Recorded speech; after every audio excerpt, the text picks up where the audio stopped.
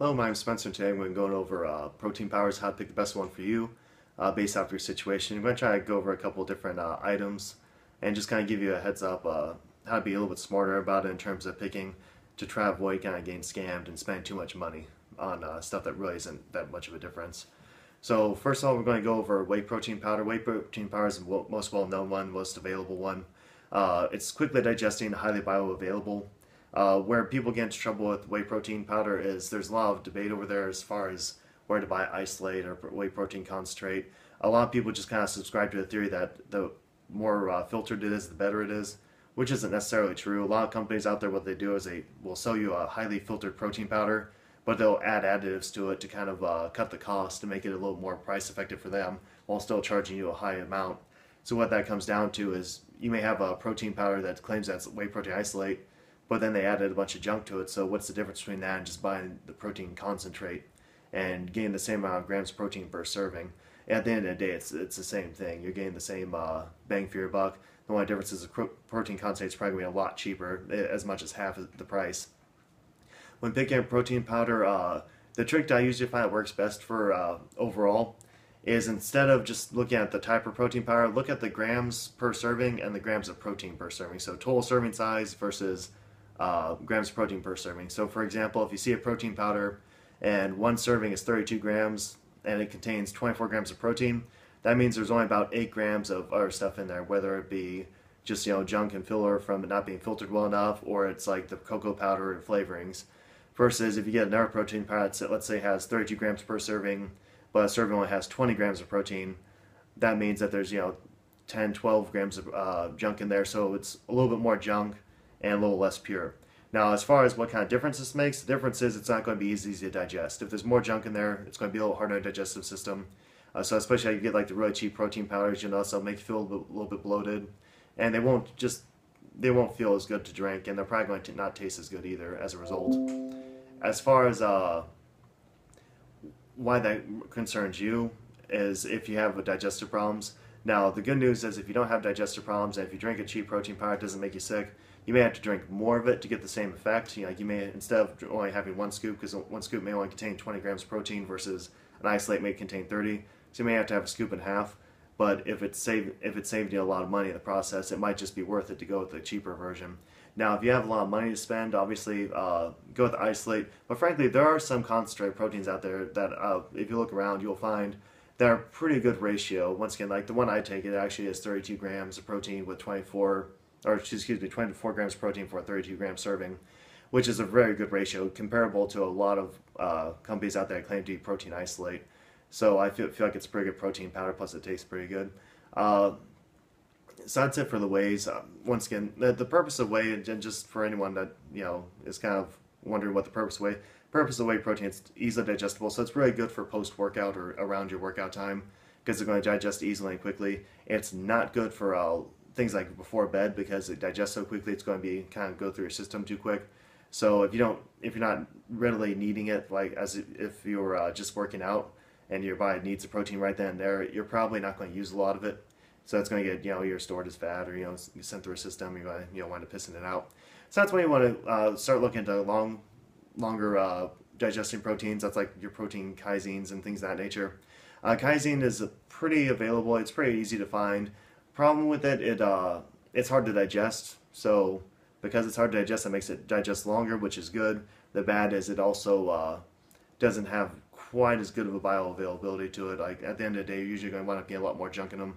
That's why if you ever take a casein supplement, you'll notice you usually need a larger serving size per gram of protein, and also it's all going to make you feel just a little bit sick and a little bit bloated, especially if you're taking a lot. But if you're trying to take like 2 or 3 scoops at once, you're going to notice a little bit of bloating in there. So that is what it is. It's not a terrible thing. It just it's something to factor in. Me personally, I do drink casein sometimes, but I find that it's just as good to find alternative sources. Food mostly. The food usually winds up, it gives you the same benefit of being taken longer to digest without costing a lot of money, because usually casein proteins cost considerably more than whey protein. Not super expensive, but they do cost more, and it may not be worth it for you. But if you're looking for something like just before bed to get you a little extra protein, so that way you're going to wake up and you're still going to have protein in your system, like if you're a hard gainer or something like that, Kaizen's an option. Those are pretty much two protein powders I recommend for anyone. There's a lot more out there if you're vegan and something like that. There's other protein powder choices out there. I just don't feel like they're optimal for people. So unless you're vegan or you're vegetarian, that's why you're drinking their type of protein powder. I don't see any reason to drink them. Now, if you are, then you can do your own research on that one. I won't really go into it right now. And I want to spend just like a minute giving some recommendations and stuff that you can do to add to your protein powders to kind of help out, make them a little more beneficial to you. For one thing, your whey protein, if you're using it for post-workout, what I like to actually make a protein shake that will be pre and post-workout, so I drink half before and half after. That way I feel like it makes me feel like there's a lot of protein in my system during the workout and after the workout. I also like to add Nesquik to it. It sounds a little weird, but I'm sure you've read at this point that it's out there that carbohydrates before, during, after your workout in that time frame, depending on who you ask, is very beneficial. I believe it's beneficial. I feel like I benefit from it, but I don't feel like you need a high quality, waxy maize carbohydrate source. I feel like just any simple sugar carb will be fine. It's not going to go into your bloodstream for very long. Your muscles are going to absorb it pretty quickly. And something like Nesquik, it's pretty cheap, and especially if you're doing your workouts after your workout, you just feel dead tired and you feel weak. You might find that just like a couple spoonfuls of Nesquik, just to get like 15 or 20 grams of carbs, you might feel a lot better and find that you recover a lot better from your workouts. I also like to add egg white to my shakes. Just like a carton of egg whites. I'll pour in maybe like 5 servings worth. I feel like that gives me some slow digesting protein, because another problem with post-workout shakes is they do absorb so quickly, they do digest so quickly, that you can find yourself very hungry within an hour of your workout. And if you don't have a meal available, or if you're pressed for time, or you can't figure out how to get like some food source, like I'll sit down and have a meal, you want something that's going to stay in your system a little bit longer to kind of take advantage of the fact that your body's just kind of receptive to protein at that point. So it'd be a shame to run out of whey protein, to have your body digest it all, but still have your muscles, looking for a protein source, but they can't find one. So just to be on the safe side, add egg whites to my protein shake. And other than that, the last thing I add is milk. I don't like to add a whole lot of milk. I like to do about half water, half milk. The reason for this is I find that too much milk, I believe, is going to cause you not to digest it as well. Just everyone's a little bit lactose intolerant. It's just kind of, it's a thing. The human body can only digest so much at one time. Even if you're a healthy person who drinks milk on a regular basis, odds are you don't digest all of it, just because the body does have the enzymes to digest all of it. So if it's not digesting all of it, what's going to happen is there's a possibility it's going to try to flush some of it out. And if it does that, it might take some other nutrients with it to include the whey protein. So just to be on the safe side, I don't really know 100% how accurate that is from a scientific perspective. That's just been my experience, is that if I drink with nothing but milk, I just feel like it goes through quicker, and I just don't feel like it absorbs as well, just from my own personal experience.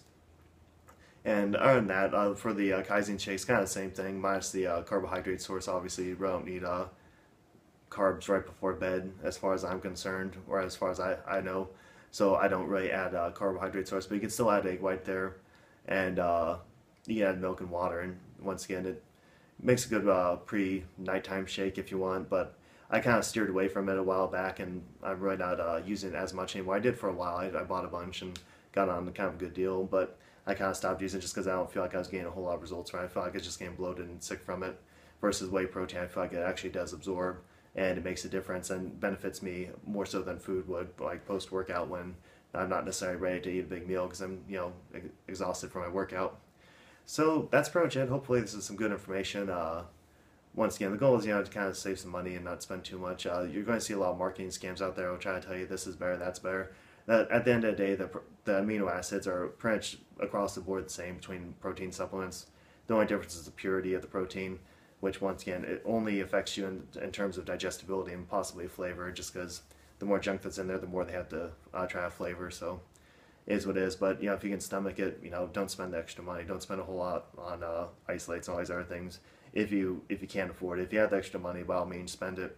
If not, don't make that the thing that makes you miss your rent this month. So, and that's it.